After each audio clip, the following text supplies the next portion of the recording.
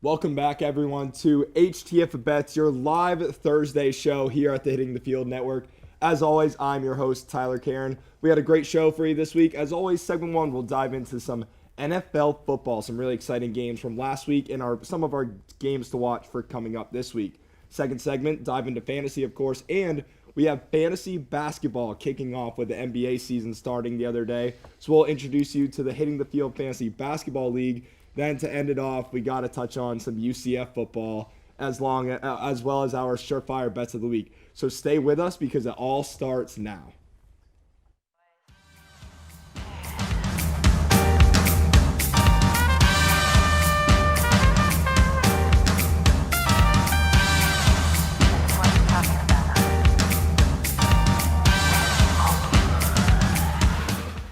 Welcome back, everyone.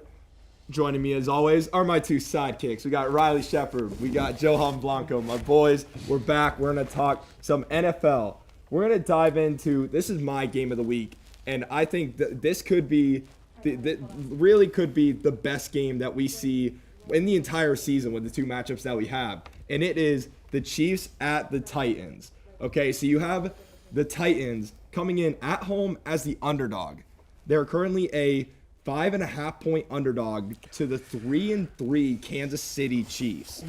And that's, I think it's so disrespectful to Tennessee when you have Derrick Henry, your AFC Offensive Player of the Week last week, who's just in full beast mode. He's leading fantasy in running backs, averaging 28 points per game. Riley didn't put him on his top 5 running backs for the fantasy season. Riley, you eating those words right now when it comes to this game? No, Derrick Henry has definitely proved me wrong. I will admit, I can admit when I'm wrong, and Derrick Henry has blown me out of the water, and he has been unstoppable. Like you said, that AFC Offensive Player of the Week was well-deserved, and that is very disrespectful for Tennessee at home against the Chiefs, who have been very up and down this whole season. I mean, they looked great last week in the second half against Washington, but that was the second half.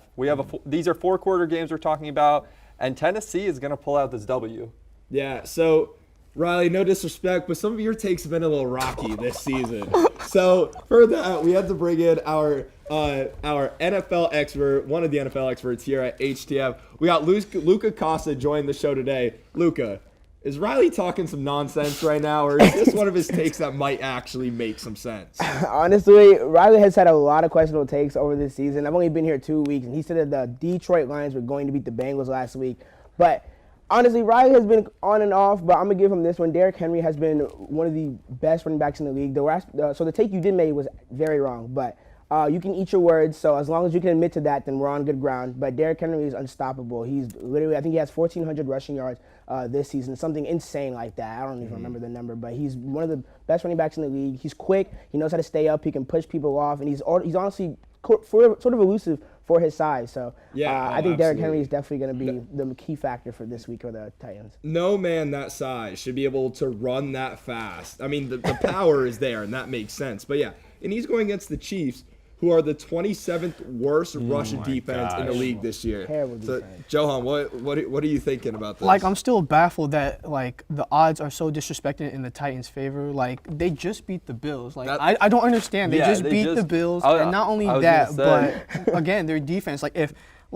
Kansas City's defense did okay last week, but they played the Washington football team. Right. No offense, Johnny Jackson, but they played the Washington football team. They were losing at the end of the first half as well. I mean, they came out with a W, but still.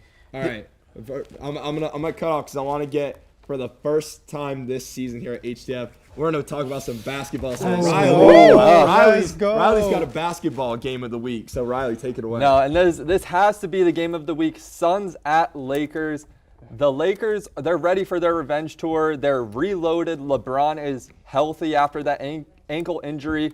And he actually went out and said that over the offseason, he went about 2 months without doing anything really basketball related to let that ankle heal. Mm-hmm. Their first game, but that should be expected out of any team that, we've seen in the past when LeBron joins a new team. We saw it with the Heat. We saw it with the Cavs when he joined forces with Kevin Love and Kyrie. They always start off slow. Mm-hmm. People are going to start freaking out and say, oh, the Lakers aren't going to make the playoffs. They're not going to do this. but it's LeBron James we're talking about. But talking about the Suns, I am very, very curious to see how they're going to do this season with a very healthy now Western Conference. I mean, I can never count out Chris Paul. Chris Paul has proven to us year in and year out that he makes every team he plays for better.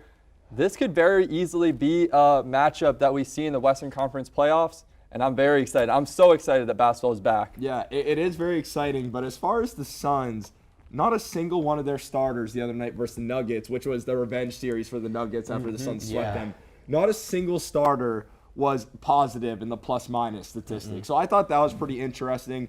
Somebody needs to go and wake up Devin Booker. He shot 3 for 15 from the field, and him and Jason Tatum, those are the two guys, Jason and D-Book. Wake up, season is here, you got one behind you. But the Suns will not beat the Lakers with Devin Booker shooting that percentage. There's just no shot. So the only thing I have to say is that, no offense, I think the Suns are going to do good this season, but let's be honest, their ceiling was last season. And they got to that ceiling due to circumstances.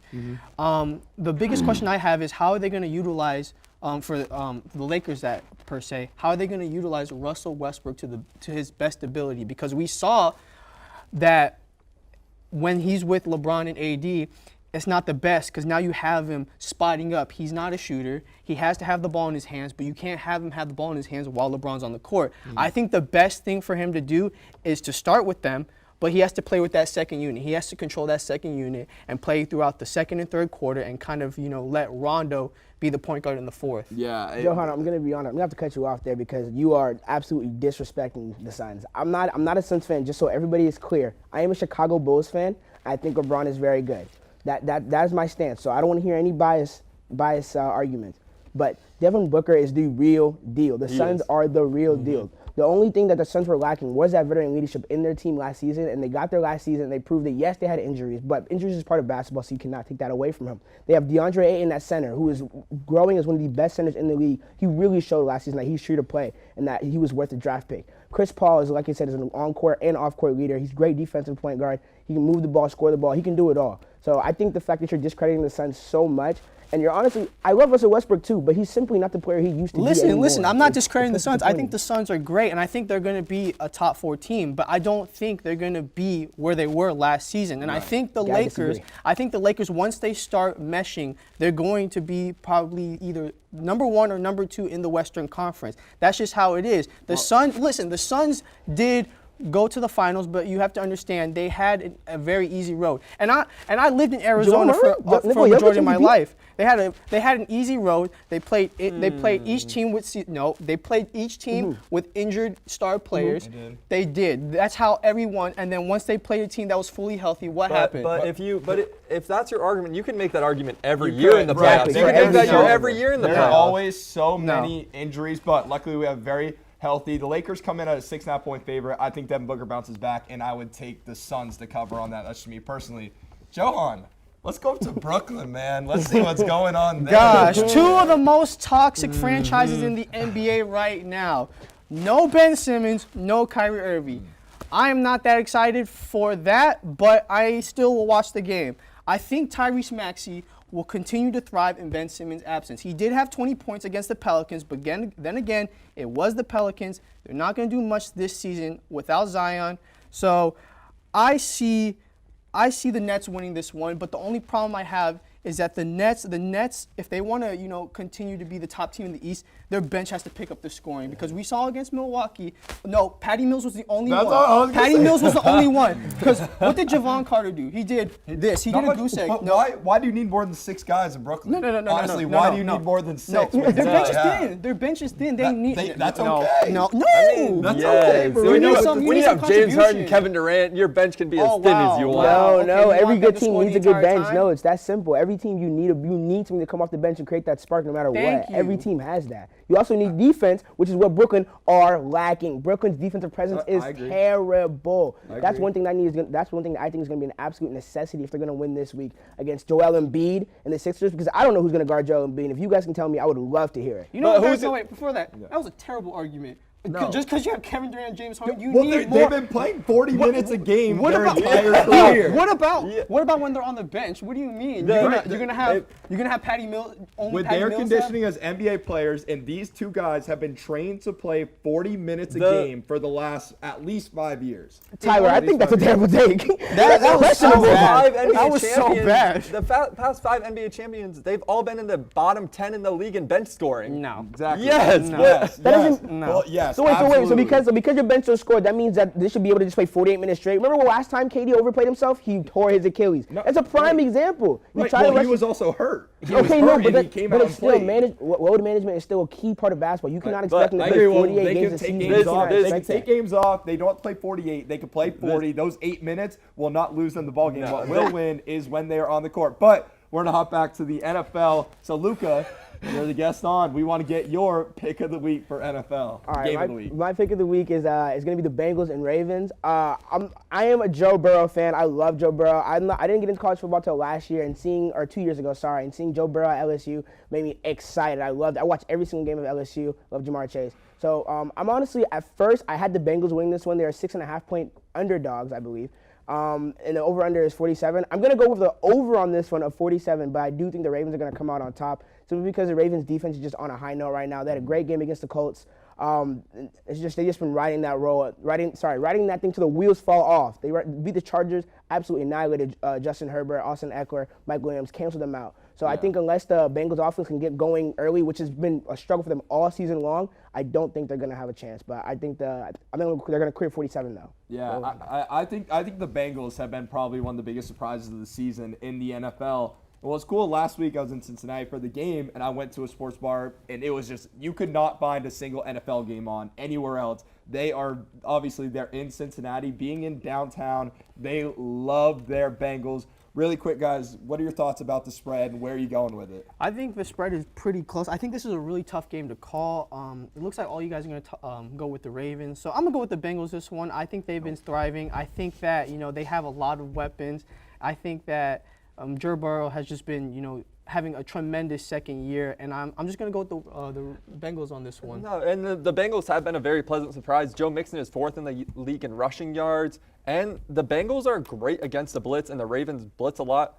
That all being said, still going to go with the Ravens. Lamar Jackson been on another level. Thank you. There was the name that we had not brought up that we needed to. Lamar Jackson is having, despite last week was a little bit of a down week, this is supposed to be the year that NFL teams figure out Lamar. He's having a better statistical year than his MVP season. He's on track to beat all of his statistics.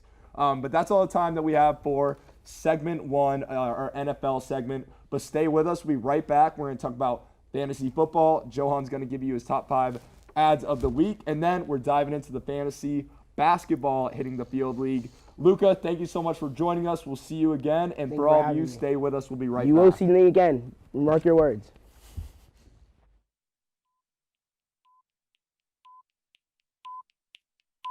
I'm in charge of the meeting this week. So you know what we're going to talk about? Basketball. The second thing we're going to talk about this week is basketball. Okay? And the third and last thing we're going to talk about is basketball. Yeah. God, dude. It's ridiculous. I want to quit. Can I quit? Take that.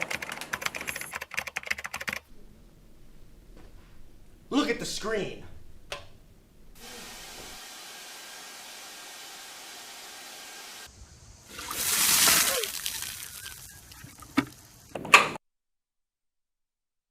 What are we talking about this week? Basketball.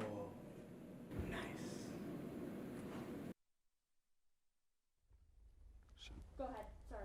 Welcome back, everyone, to HTF Bets. We just finished another week of fantasy football here at Hitting the Field Network. I told you guys last week, it was really steaming up. We had a lot of 3-2 teams and 2-3 teams that were battling it out to try to get that to kind of that top tier, that top mid in our standings. So we're going to go ahead and show you the graphics really quick of last week. So we had Johnny Jackson falling short to our sweetheart here at Hitting the Field, Hannah Jo. Riley fell short to Johan in the in the HTF and Bets boys showdown. Alex Funder beat Caleb Burge. I just barely came off with a win versus Ross. That was just an ugly matchup. And then Kyle DeWitt escaped with the victory over our producer for Bets, Austin Walker. It was a really interesting week. And with that, of course, there are always the guys that you need to add. So we got Johan Blanco over on the green screen to give you his top 5 ads of the week. Thank you guys. Thank you guys. Thank you guys. Now, for fantasy ads this week, this is going to be very interesting. I have for my first choice, boom, hello, AJ Green. Now, we said it with Buffalo, there's a lot of mouths to feed in that receiving core. Well, in Arizona, they have the same thing. AJ Green, in 4 games this season, has had more than 13 points. I think he'll keep that streak alive this week. Next, boom, Ricky Seals-Jones. Listen, tight ends are very scarce at this point in the season. Logan Thomas is in the IR and stuff like that, and he just had a receiving touchdown last week. So I say pick him up if you need some depth at that position. And then we go to the middle. Hello, Michael Carter. Now, I know what you're saying. Why is there a Jets in here? Well, funny statistic, he has more points than Julio Jones. So what does that tell you? But he is utilized very well in the red zone. In the red zone, they love to give him the ball. And not only that, but he is a receiving running back. They love to dump it out to him when there's no receivers open. And then we go down to the bottom. Hello, Devonta Parker. When I won my first fantasy championship, this was the best free agent pickup I've had. Yes, he is very injury prone. Yes. But he's going to be back soon, and Tua is back as well, and Tua loves to throw the ball. So I would keep an eye out on that. And then for Tyler, my boy Tyler, I play you this week, so I just want to make sure that you have the best chance to win because I respect you so much as a host. I respect you so much. So what I did is I got you here with the Lions defense. You need this defense to win. Sure, they are winless right now, but what they do is they give you effort. And that's what you need on your team, Tyler. You need effort to beat me because I do respect you so much. And I think that you need a top tier defense. If I would rank them 1 out of 10, so this defense right here is really good. So Tyler, pick them up. Okay. So, Okay. hey, I need to touch on the lines really quick, and then I'll let you tackle the rest. Oh my! So that was usually we'll have when we do the top 5 ads.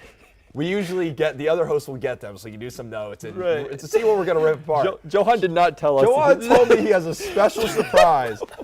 That could have been the dumbest pick that possibly. He's trying to get. I'm trying to help you. He's trying to get into my head by.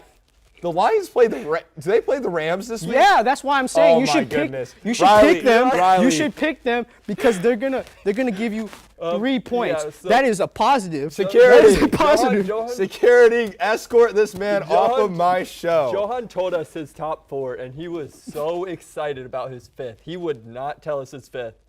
And I'm a Lions fan, and I could not stop cracking up. They let me down a lot last week, but that's not even the worst out of those top 5. I'm just trying to give Tyler the best chance to win against me. That's all I'm saying. Okay. Look at their colors. They're blue. You know, that's a good color. You know, that's all I have. I don't know. I don't know what else to say. Okay, I'm going to use Johan's line and go, boom. Ricky Seals-Jones, trash. No, he has 12 receptions on the year, and this week the Washington football team, they travel to Lambeau. And the Packers, they have been so clamps against tight ends this season so far. They haven't allowed a tight end to catch a receiving touchdown since week 2. And like you said, Michael Carter, the Jets stink. The Jets are terrible, but Carter has actually been a very pleasant surprise this season. He was a 4th-round pick out of UNC, and he has been a pleasant surprise. The Jets play the Patriots this week, and I don't expect him to really put up much numbers. Tyler, you can come at him for the rest. Yeah, I mean, a Jets running back, Johan. When was the last Jets running back that was anything in fantasy football? Well, listen, if you need solid points, you obviously have not done your research on fantasy, on free agents, because that's why I'm here and you're not this week. But he has had multiple, not 2, not 3, but 4 fantasy games where he's had over 12 points. If you need some solid fantasy points, if you want to get rid of someone like Julio Jones right now, who has been disappointing, if you want the same amount of production but not be disappointed, you pick him up. Okay, but then there are guys out there like Dearness Johnson for the Browns who have had good running backs. They've proven a running back can be good in their system, and their top 2 guys just went out. And he did not make your list. Keep in mind, Michael Carter, he does lead the Jets in rushing yards. But that team leading rushing yards, he has 165 yards on the season in 5 games. 31 yards per game. Come on, Johan. He's also incorporated in their passing game. Come on, you can't neglect the catches, man. You can't neglect the catches. I can acknowledge that, but it's just a Jets running back. I can't do it. Devonta Parker's just going to get hurt again. But we're going to move on into, for the first time this season, introduce our fantasy basketball. We're going to show you our Week 1 matchups.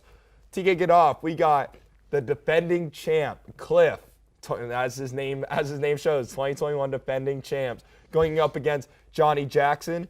Caleb Burge will be going up against our big basketball guy like you see in the commercials, Ross Bernstein.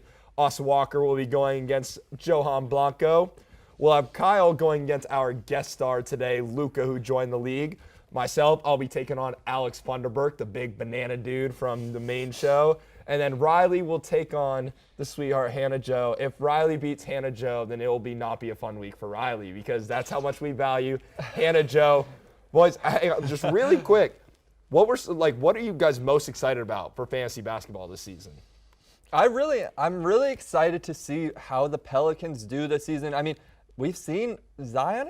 There have been rumors that he is over 300 pounds. Yes, you heard that right. Starting power forward for the Pelicans is over 300 pounds. And he's on my team. And Tyler did get auto-drafted, but I'm really excited to see a lot of these second-year players, how they turn it up a little bit. I mean, a lot of them won't be in the MIP discussion because, I mean, as we know, sophomores are really expected to improve.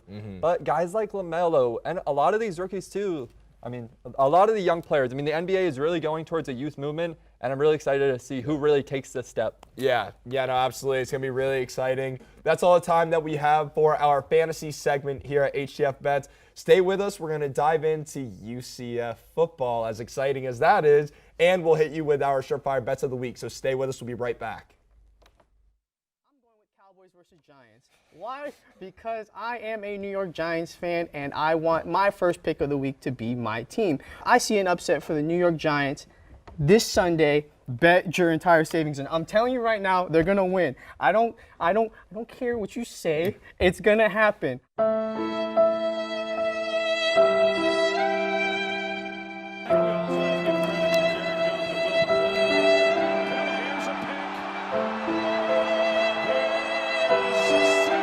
I'm going to go Yankees 4-1. I think Garrett Cole's going to give them 7 shutout. It's Garrett Cole. I trust him in this type of situation. 2-1 pitch. The Yankees lost to Boston in the wild card game, and I told Johnny if my boys lose, I'd come on the show in this. I have to go with the Raiders, I think, for this one. I don't see them losing.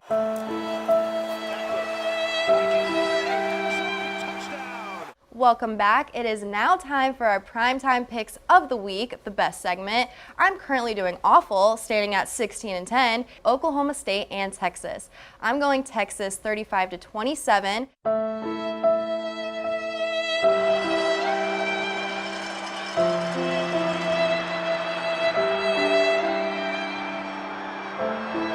UCF keeps the 30 points per game streak alive. I'm going to go 35-10. UCF wins.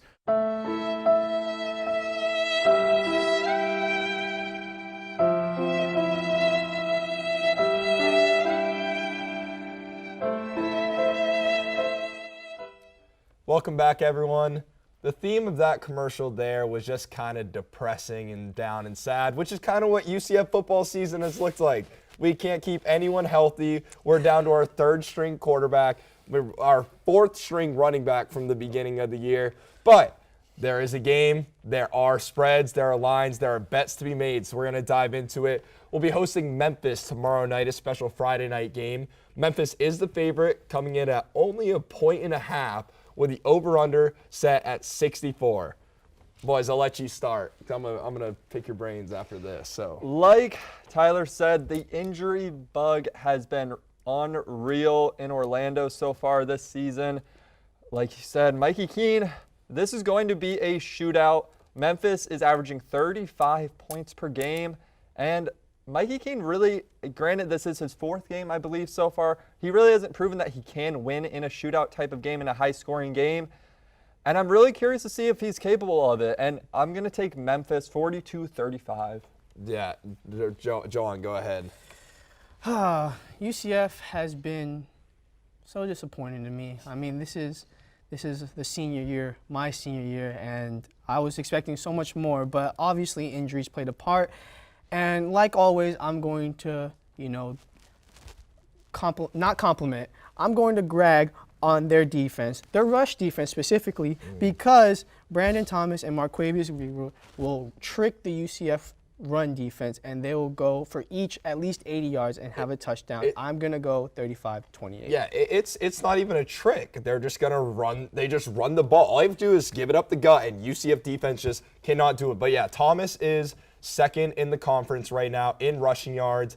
And we just saw what the number one Jerome Ford for Cincinnati did to UCF's defense last week. It was over 180 rushing yards. So I'd expect to see that. And then, of course, you do have the freshman quarterback battle between Mikey Keene and Seth Hennigan. It's not really a battle, though. It's not really a battle. The one bet I would say to take is under 64 on this. I know for UCF in the past, you want to bet the over. I'm taking the under. We just can't score the ball like that. And it's going to be Memphis is going to be able to score. We will not score. So I'm going to go with the under and the Memphis -1.5. Now, my favorite part of the show, we're running out of time. Johnny's getting mad at us in the studio. He's yelling at me. So really quick, our Surefire Bets of the Week. Johan, go ahead. Top-ranked boxing this Saturday. Jamel Herring versus Shakur Stevenson for the WBO junior lightweight title. Shakur Stevenson is the future of boxing. He will capture that junior lightweight belt. I'm going with football tonight. Broncos money line. The Browns are way too banged up. As sad as that sounds, Broncos money line. I actually agree with Riley for once on that one. Might also be an NFL game. I'm going with the Tennessee Titans +5.5 at home versus the Chiefs. So, just a quick record recap. 5 or 6-1 on the year. 6-1 on the year. 3-4 on the year. 2-1 on the year. Undefeated in Johan's mind. He won't give it up. So, the bets are locked. We'll let you know next week if we improve our records. Will Riley get back to 500? Tune in next week, same time, to find out. It was great having you here today. It was a great show. We're super excited to see you next week. We will be back, and we will see you next week. Peace.